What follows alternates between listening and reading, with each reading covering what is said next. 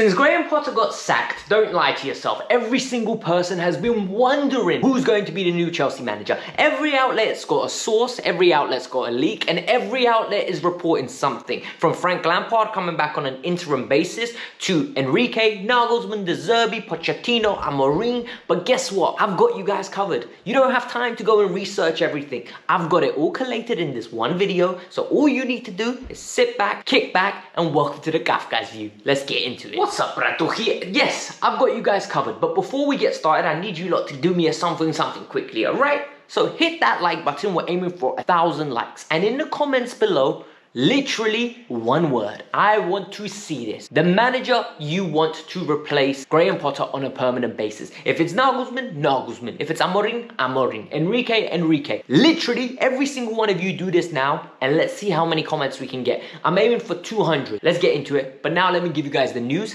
because there is some shocking ones coming. We have been linked with every single manager under the sun, and we're finally starting to reject some, and we're starting to see two front runners. Enrique and Nagglesmann. But before we get into that news, the shocking news is that Frank Lampard could be coming back to the club. Yesterday we had a terrible game and I did a review. It was Chelsea versus Liverpool. It wasn't that the performance was bad, it was just that we couldn't finish our chances. We actually played very well, good team performance, terrible finish. But in the stands, who's sitting there with a smile on his face? Super Frankie Lampard. Super Frankie Lampard is welcome to the bridge anytime. He's a legend of the club. He is Mr. Chelsea. He is one of the greatest players we've ever had to wear our beautiful badge on his chest, on his heart, on his serca, on his coração. So he's always welcome. But I knew the moment I saw him what was coming next. And guess what? Matt Law dagger. Matt Law reveals that Chelsea are considering bringing Frank Lampard back as an interim coach. He is going to be an interim coach till the end of the season potentially,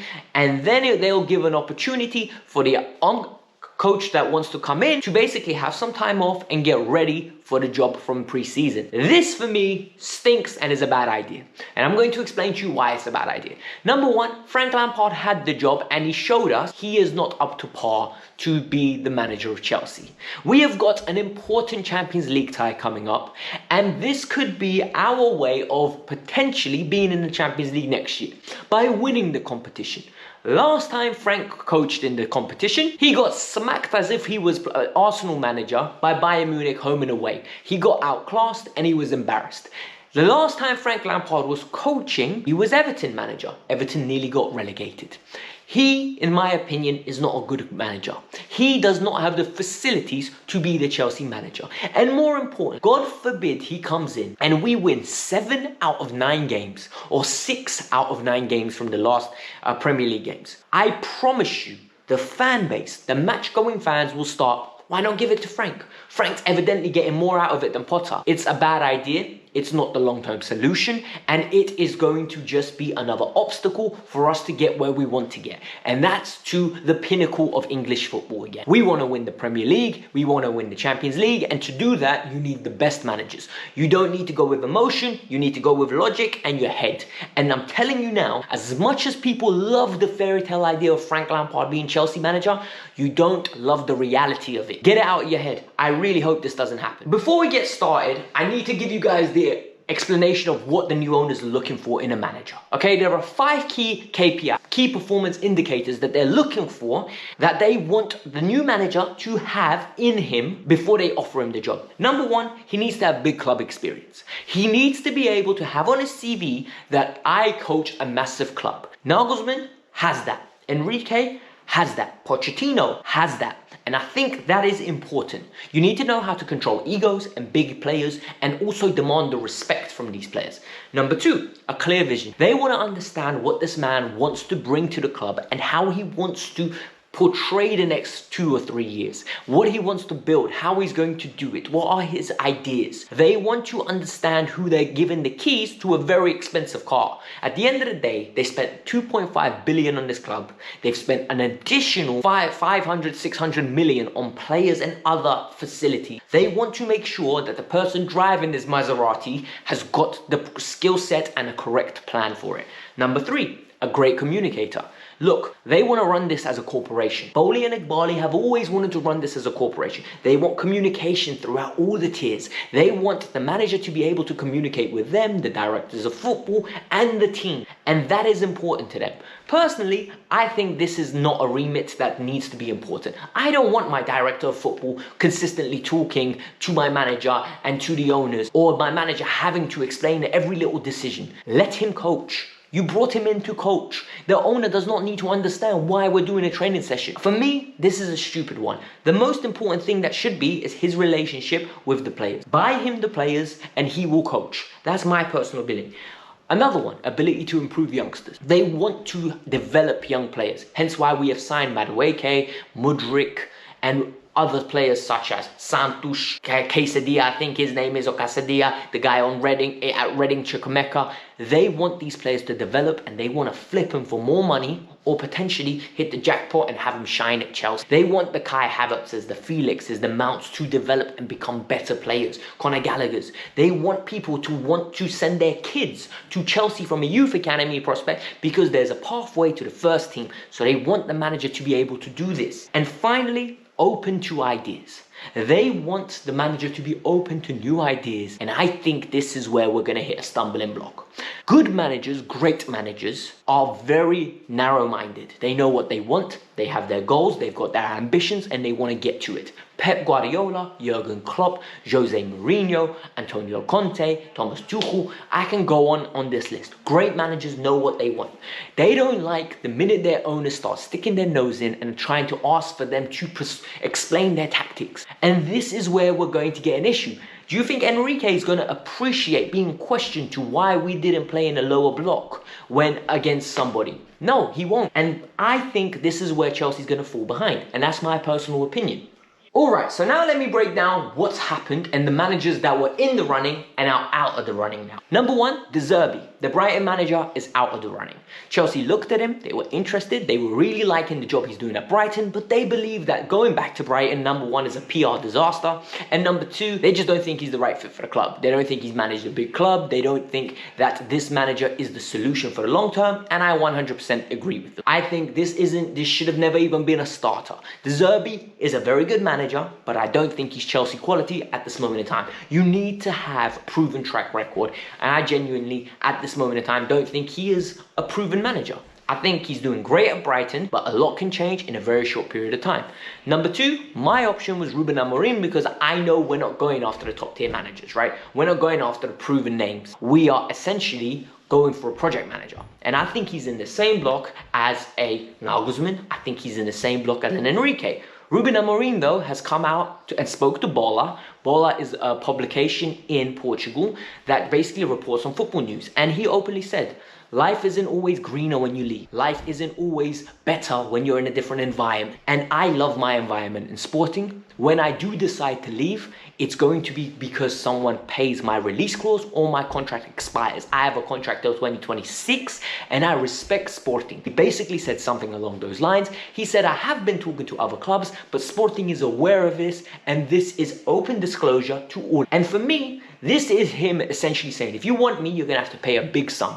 I don't think Chelsea are going to go there and pay another big fee for another manager. So I personally think he's ruled out of the running, even though they were very impressed with him when they interviewed him in August. They spoke to him and his agents apparently before they replaced Thomas Tuchel. So don't tell me they wanted to keep Tuchel, okay? They knew they were going to get rid of Tuchel. They were just doing their due diligence and settled with Potter. Number three, Pochettino, Goslar, and Spalletti apparently are going to get interviews. The news that was yesterday, and today's news is that it's coming down to two people. It's literally narrowing down. Pochettino is a no-go for me. I've said this before, I'm saying it again. Pochettino, the minute we lose 3 games in a row, we're going to have a section of Stamford Bridge and the fan base saying, why the hell is he the Chelsea manager? He's not good enough. He's never been good enough. He's Spursy. He's not a Chelsea caliber. And this will always simulate. It's Rafa Benitez 2.0. He can win us a Europa League. People will still actively say he's not Chelsea. And for me, you're just basically starting with a template of a divorce. it's not going to end well. You know the divorce is imminent, you're just making a big deal out of it. For me, that's a no-go. The Frankfurt manager, once again, I'm not interested in that. And more importantly, Spalletti at Napoli, I think people are getting carried away with what Spalletti's done at Napoli now, when in reality, if you look over the catalogue of his work, he has got so much more failures than he's got positives that I wouldn't do it.